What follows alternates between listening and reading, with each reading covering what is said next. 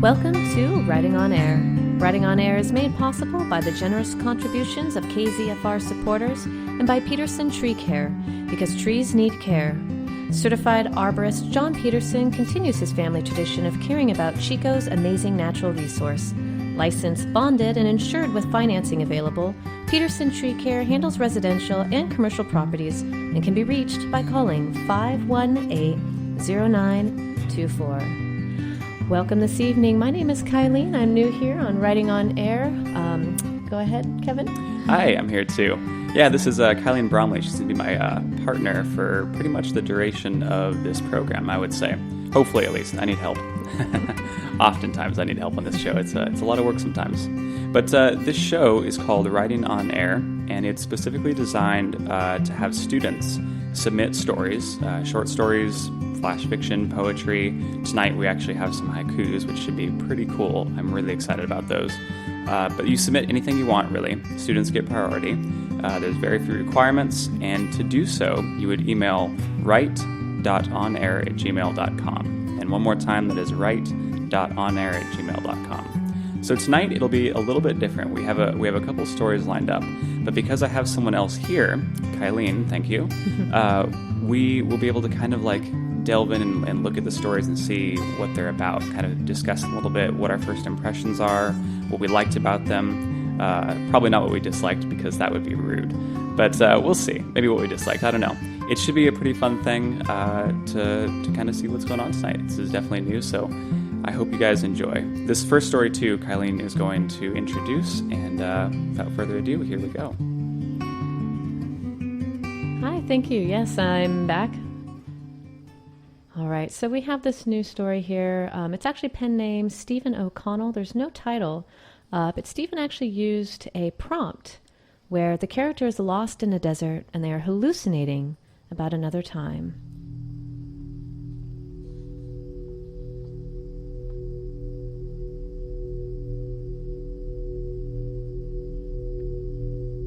So dry.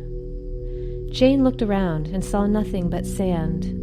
Clear, lapis-colored sky for miles, brought into vivid clarity as it stretched over the burnt orange sand. I really can't believe I was left here. They had to know that this place was like. No water, no food. They expect me to die. She looked around at the beach umbrella and remembered the night before when Tristan had given it to her. It'll keep you protected from the sun. Who knows when you may need it, he said, as he grinned and glanced at the golden chain around her neck. Jane closed her eyes and leaned back into the shade. The breeze was cool, at least. This is the last time I'll ever trust a mercenary group to get me anywhere safely. She just needed to get to her brother to help him read some ancient text he found in his most recent dig. It seems the world has a shortage of experts on dead language structures. Well, at least someone will notice my absence, Jane sat up quickly, annoyed. And my brother will send someone to look for me, I'm sure of it, she muttered out loud as she glared at the heat waves rising off the baking sand. Oh, what I would give for some water. Oh, it's only been 2 days. Am I that weak? I'm a McNewell. We don't give up that easily. And with that declaration, Jane laid back again and closed her eyes. She took a deep breath in and noticed she felt a bit funny. 1 breath. 2. And then something cold and wet touched her foot. Ah! She scrambled back and looked down to where her foot was, and there was more than just blue in the sky. The ground was also now as blue as that sky. It had become an ocean, literally. She looked out over the waves and now gently stirred in the breeze. There was a tide slowly ebbing and flowing in front of her. She looked back over her shoulder, and all around her was water. She found herself on an island in the middle of the ocean. What in the world is going on? She sat there for a moment in disbelief, then slowly stretched out her foot and let it meet the tide. It was cool, but not icy. She let her foot sit there for a minute before a slow smile took over her features. I know what this is. I remember this island. She trailed off as a noise caught her attention. She looked over to her left and saw a young girl standing in the water. She was probably about 24. Yes, 24 seemed like the right number. As she watched, a young man, about 24 as well, waded over to the girl and gently took her hand. The woman leaned on his shoulder. Jane sat there watching, and after a time, she began to ache. She briefly realized that she would be crying if she had anything left in her to cry with. What a cruel desert. I am not long for here, and this is what you show me as I leave? I'll see you there soon, Gray, Jane whispered. The man staggered forward and fell into the water. The woman screamed and pulled him to the shore. Jane was no longer watching him. Her eyes were closed, and the water was rising around her. The desert breeze stirred in the sand gently, and it caught in Jane's hair. The umbrella continued quietly to hold up the sun.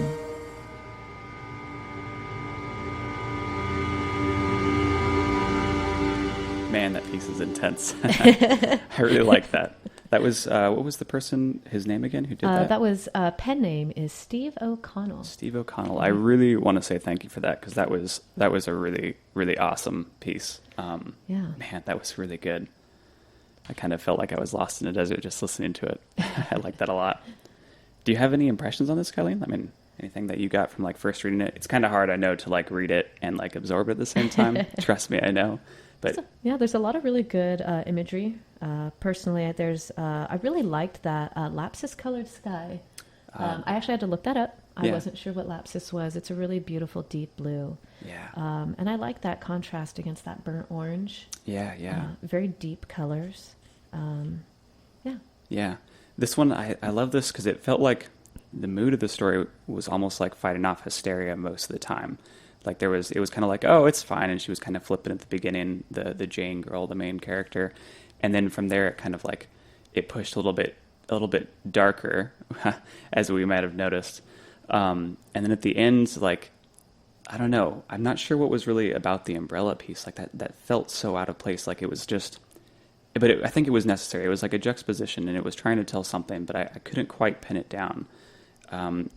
If I had to like say something on it, I'd probably say it was like showing that like, even though this person's left, like things are still going on. Like it's still continuing after her ending. It's such a sweet ending. I don't know. Any thoughts on it?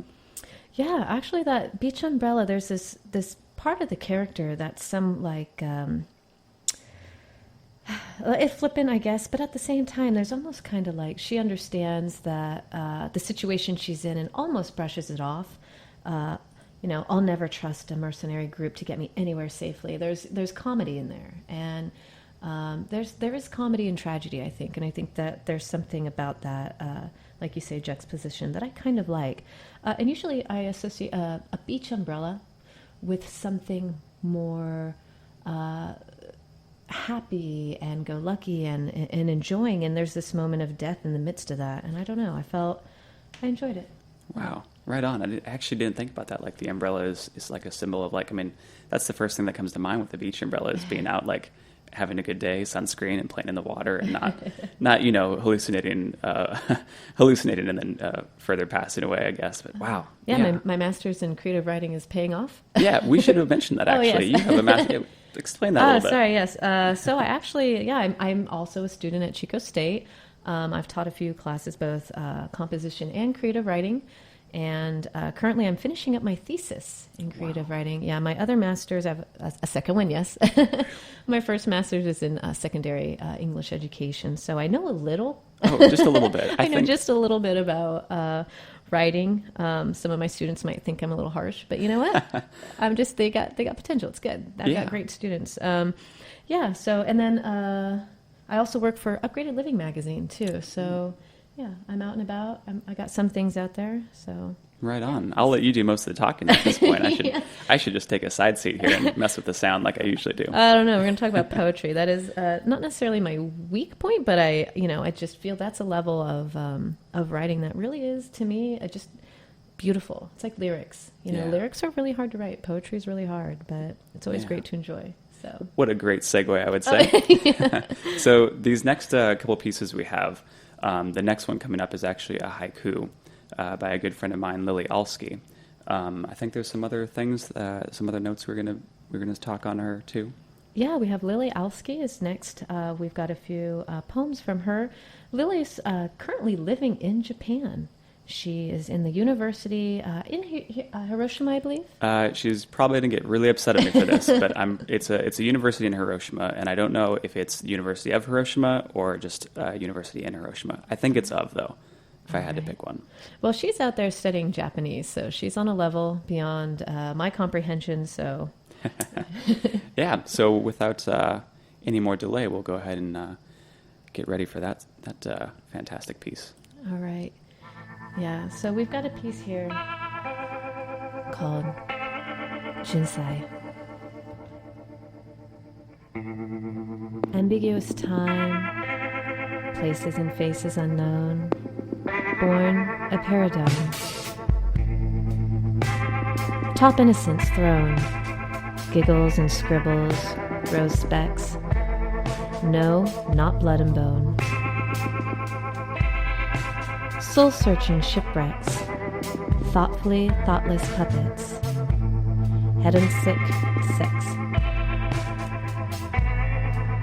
Slick shoes, tight corsets, bound and drawn to pet a man, ouched dreams to caskets. Sticky minivan, hustle and bustle consume, the soul off, time ran.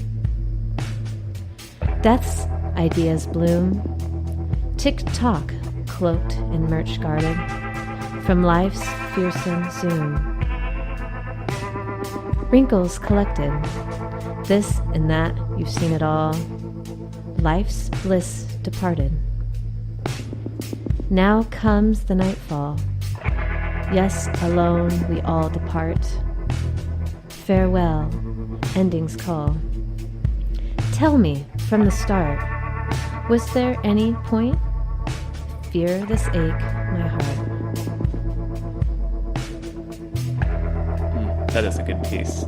That was called Jinsai by Lily Alski.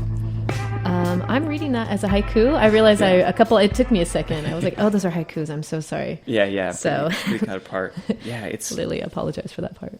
No worries. Yeah, this one, man, it's a series. I think let me count real quick here. 10 haikus, I believe. Double count that because I think I counted wrong. 3, 5, 6, 7, 8, 9 haikus. I'm sorry, 9 haikus, and they all kind of fit together, which is so cool. I think she wrote this, and I'm going to guess a sitting because otherwise it would be kind of more disjointed. I think because these flow really well. It kind of goes from like a mysterious, like she's not really sure, like a birth almost. It says like born a paradigm in the first one, and then. I don't know. It's haikus are always really hard to analyze for me. I think you're right. Agreed. Yeah, the poems and haikus are always a little bit tricky. Honestly, the imagery is what's really capturing me right now. Sticky minivan. I could go on for hours about how much I love that particular line. Sticky minivan. That is the essence of. I just see soccer moms in minivans with the kids in the back and the food and the stuff. Like that's a life moment. Hustle and bustle consume. Right. And then the soul off, time ran. Like that to me is so, I mean, Lily, please forgive me on this read. That just showed me so much of just life, like this moment of, a mother running back and forth between soccer and, trying to get things done. I thought that was really awesome. Oh, exactly.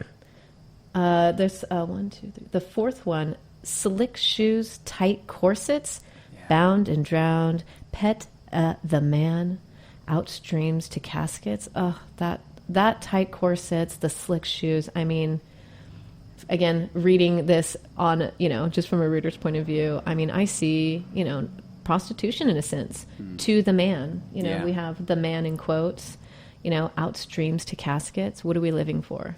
Right. Oh, man.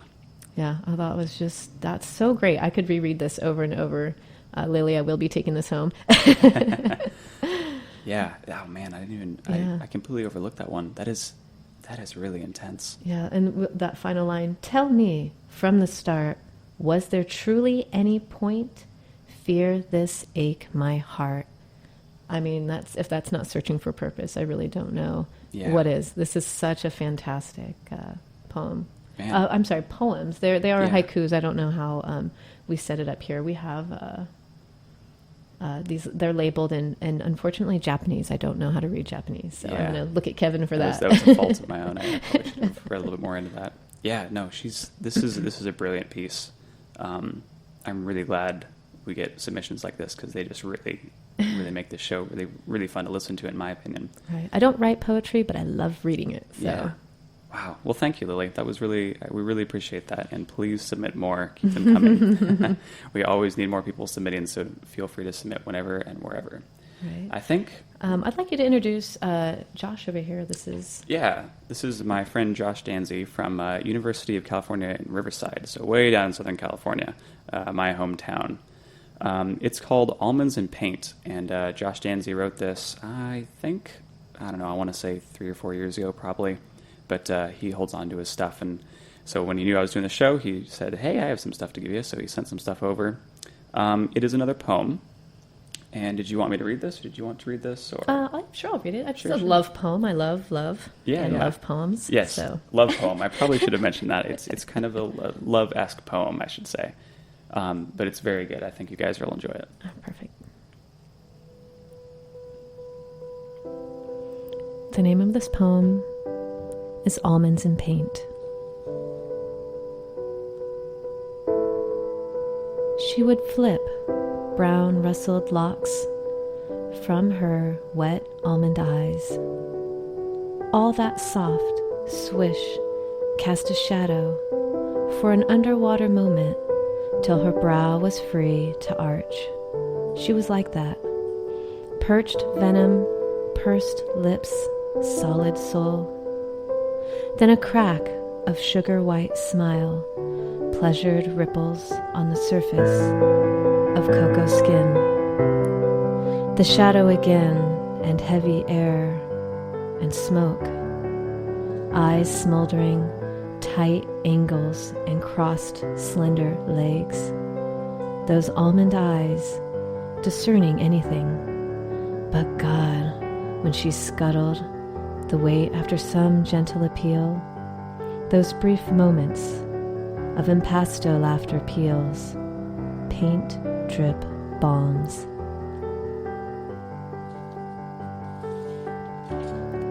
Glorious, warm, sprinkler, water, sunlight, and those labored artists, divining truths to reveal, take repose to rethink magic.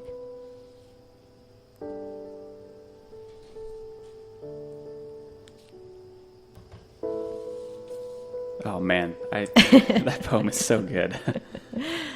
The sounds in my mouth were beautiful. I love paint drip bombs. That was great. Oh man. The imagery in this is phenomenal. I love how they use all these food aspects to emphasize features like we have here sugar white smile. You can taste her mouth. It's just so sweet. You imagine kissing those pursed lips, even though perched venom. You can imagine the words she's just about to say, which is just about to hurt. But then they have that sweet smile. And then cocoa skin. Everything about this poem to me, I just wanted to eat. Yeah, which actually cool, not a cool side note, but a cool side note I should say, is like with all the imagery of like wet almond eyes, like the cocoa skin, there's like a hunger for that person almost. Like it's totally there because that's what the entire person is being described as, is this thing that's just... It's almost in a sense like a recipe. You notice We've got sugar, we've got cocoa, We have almonds. To me, I'm thinking like cookies. I don't know. This is kind of, the palette is very similar throughout. And at the end, we have this moment, laughter, peels. And I imagine peels like oranges, like an orange peel. Yeah. That kind of citrusy brightness. Yeah. And then there was something else. Let's see here. Glorious, warm, sprinkler, water, sunlight. In some way, they almost don't even work together, but they totally do, if that makes sense. Yeah. Warm, sprinkler, water, sunlight. Like, again, that peels, the brightness. We've got the sun. Sprinkler, we've got water. Imagine juices exploding in the mouth. Yeah. I like that. To rethink magic. That's kind of cool. That's like rethinking love. I don't know. Love is magic, ladies and gentlemen. I will attest to that. Well, that was almonds and paint. Love is magic. There Almonds we go. and paint, yeah. And I love that. Paint, drip, bombs. When you see paint drip and it hits and it does that exploding, beautiful, thick. I don't know. There's something about that. Almost really chaotic. You can't tell where it's going. It's there. And then the tight angles and crossed, slender legs. I can't tell you this vision I have of this woman that the author, the poet, is talking about. Yeah. Oh, man, this poem is so good. I love this. I could do this for hours. Yeah, please do. We have plenty of time left. This is so great. Almonds and paint. It's such an interesting juxtaposition between like food and then something that is definitely not edible. Do not, ladies and gentlemen, please do not eat paint. Yeah, we would really appreciate that. That is not endorsed on this show, nor by KZFR in general. Let's just put that disclaimer out now. Yeah, that's so good though. Well, we have a little bit left, I would say. Oh, great. We probably could revisit maybe one of the poems too if we wanted to look at something else. We might have some extras lined up if I can browse around on here. Yeah. Let's see. I'm trying to think. Actually, if we're going to kind of... there's themes I notice sometimes, especially as a writer in our creative writing classes, and we don't know how it happens, but we at times have things that cross over from different stories. And I'm noticing the orange peel within the almonds and paint. Also, we have the orange sand in Steve O'Donnell's story. I'm huge on imagery. That I push very hard for my students. Show me, don't tell me. And I really feel in these works, I'm seeing a lot of showing, a lot of colors. Very little in Steve O'Connell's thing do we have the author telling us what to see. He's showing us. Right. And there's this beautiful moment, even at the end, where it says, "The umbrella continued quietly to hold up the sun." We have, again, similarities between the sun and Steve O'Connell's and Josh's poem with the sun, that brightness, this contrast of, for Josh's poem, it's more on a flavor. Yes. Those are contrasts there. Yeah, but for Steve O'Connell's, we have a lot of different colors between that blue, my new favorite gem, and that sun and that desert. So I don't know. I love contrasting, imageries and feelings too. We have the cruel desert overwhelmed by the ocean, and I am an ocean, like literally I have it like, okay. Side note. Yes. I have a fantasy surf team. That's how much I love the ocean and surfing. Wow. Kevin, your look. That is impressive. I was a little bit surprised by that. I was not expecting it. I was like, where's this tangent going to go? Right, yes, it went very far. So for me, when I think of the ocean, that's my safe space. That's my love. And for me to read a totally opposite. Right? Yeah. Right, to see and funny enough, I've lived in the desert and I've lived in the ocean. I used to live in both Sierra Vista, Arizona, and Las Vegas. Yeah. So I know desert. Yeah, I've seen, desert. You open the door, it feels like you're opening an oven door. Yes. Yeah, so heat. Yep. But I've lived in Hawaii, so I understand that ocean too. Yeah. So the fact that you've, this author's put those two together, to me, literally puts two pieces of my life together. If I were to die, I'd want to die by the ocean, not in the desert. Right. And so, it's weird because the character says, "What a cruel desert. I'm not long here. And this is what you have to show me as I leave. Darling, if I were you, I would love to have to die in the ocean." Right. She's in the ocean, but she's dying in the desert, but the ocean takes her away. Oh, that's true. So for me, I would be surprised as a character to feel like the desert was cruel, because the desert brought her the hallucinations and brought her the ocean. And to me, think about the Vikings. They put them on those, in the ocean, and they burn you all the way out, Yeah. By the way, that's how I want to go. Okay. I'm not sure I could quite help with that, but I'll make a note if something ever happens. Yeah, so if anyone's out there planning my funeral. There we go. That's what we'll do. I want a Viking funeral. Viking funeral. Put that in a will somewhere. I think it... I might have somewhere. I actually might have. I'm morbid. All right. Well, that would be... Well, I'm a writer. What can I say? I would show up. I mean, I'd show up regardless. This is going into a weird spot. Let's get back to the story. Yeah, that juxtaposition there is really interesting. It's almost like she's complaining about the death because if she's seen, I think what I can assume to be the husband or lover or some sort who's dying, but it is the very last, like as the hallucination is occurring, she's kind of relaxed into the ocean, like her eyes are closed and the water is slowly rising around her. It's almost like she's found the peace at that point, which was like the pull of that entire story. It kind of just went from like she knew she wasn't going, or she was trying to deny it, and then it kind of went there, and the acceptance came with the ocean, like the tide, basically. And it's kind of cool. There's this dream part right here. The desert breeze stirred the sand gently, and it caught in Jane's hair. This is where Jane's literally drowning, but then sand is being stirred. And like in a dream, you see a thing, but you see another thing at the same time. It is, in a sense, absolute hallucination where, the sand's getting caught in her hair in the rain, but at the same time, she's drowning. Like, there is that beautiful juxtaposition of, right. Yeah, And there's actually no water there too, that was so interesting. That's so true. Yeah, there's no water, and it's sand's getting caught in her hair, but yet she's drowning. I don't know. I thought that was really well done. So. Yeah, that was Steve. Steve O'Connell. We have Steve. Well, that's a pen name. Pen name, right? So don't know who it is. Pretty mysterious there. Well, thank you, Steve O'Connell. I really hope we get some more from him. Let's look back at Lilies. I wanted to look at a few more haikus in there. We have Jen Sai. So much in this. Oh, I could go on. Way too long. Thank you, Lily. I don't know if I'm seeing it the same type of colors as much, but very good images. Yes. So I think that's what's really cool about Lily's is while in Steve O'Connell's and Josh's we have colors and taste, but with hers we have images. We have shipwrecks. Soul-searching shipwrecks. Yes. Yeah. Giggles and scribbles, rose specks, no, not blood and bone. Man. Right? Yeah. So this isn't necessarily, things that we can taste or see with color, but we put our own color to it. Yeah. Like when you think of a tight corset, what color of a corset do you what comes to your head? So I don't know why, but strangely it's like white. Mine's black. Yeah, black. Interesting. That's weird. Okay. Slick shoes. What color do you think of when you think of slick shoes? That's when I would think black. Oh, okay, me too, yeah. Yeah. You can hear them clicking as they go around. Yes.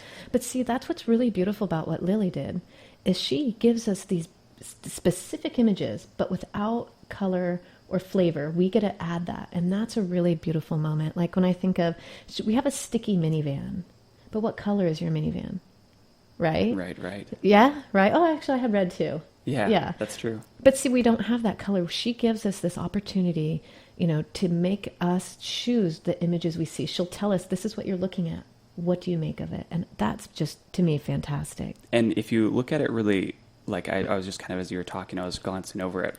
We don't have too much time left too, but I think this last little bit will be really, really kind of really profound. Because at the start, it says ambiguous time, places and faces unknown, born a paradigm.